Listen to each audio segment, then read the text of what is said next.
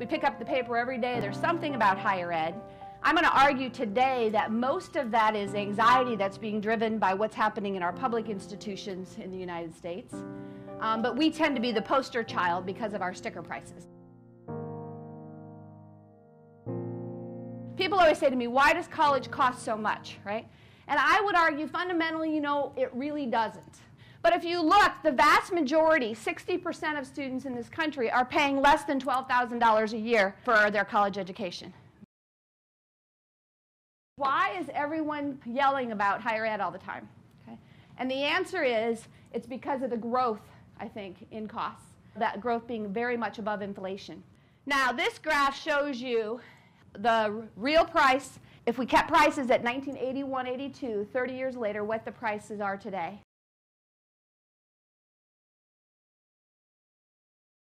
Why is the cost of publics going up so much? State appropriations, right? Okay. Tuition increases in public institutions tend to be counter-cyclical. So the economy gets really bad, tax revenue goes down, so then appropriations fall, and so then what happens to tuition?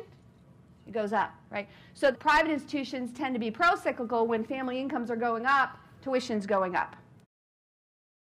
So the bigger that endowment is, or those appropriations are, right, or gifts are, the greater the subsidy that an institution can provide in terms of what they spend per student. But all institutions are subsidizing. Here's our sector here at private bachelor's. Okay?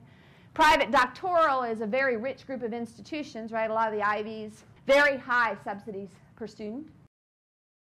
This was a really interesting thing that was published in the New York Times, and they showed for 3 different families, family A, $50,000, family B, $100,000 household income, family C, $150,000.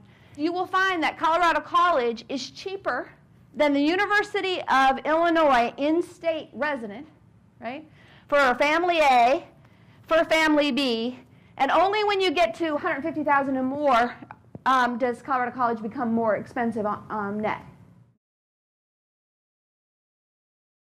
Where's most of our budgets?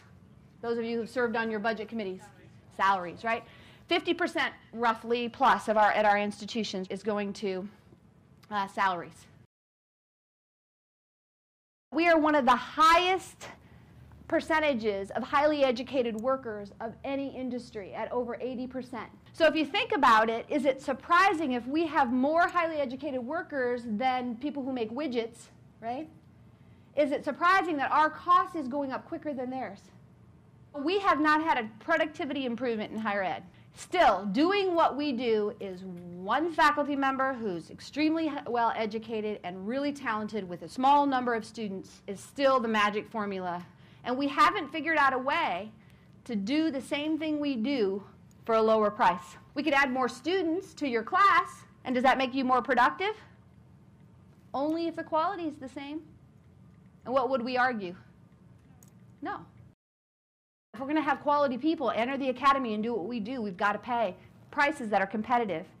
And that's increasing much quicker, even though we're not getting those same productivity gains that they're getting in the other sectors.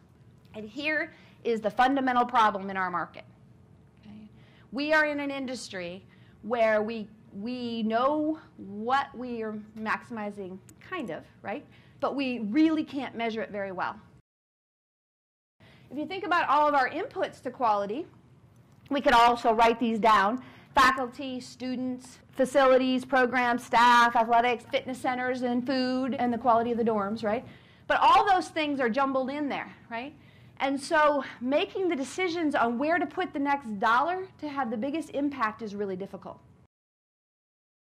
Why do we do this weird thing with setting really high prices and then subsidizing students?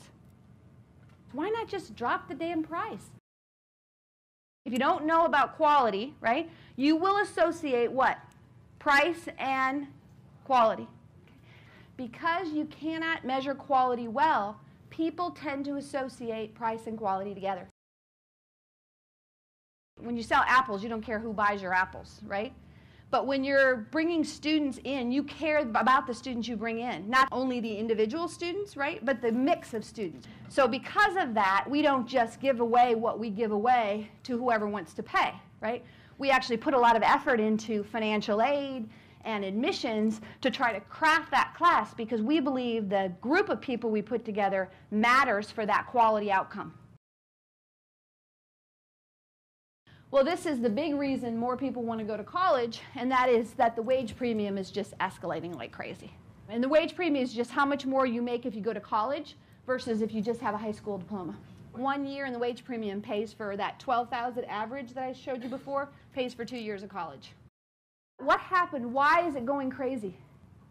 Stagnation of the minimum wage, overseas jobs growing, but the biggest one, growth in technology. During the recession, the unemployment rate for college graduates never got above 5%. Okay? No one really wanted to talk very much about that. Everybody wanted to talk about, oh, why go to college? You can't get a job, blah, blah, blah. But in fact, it's the safest way for economic security.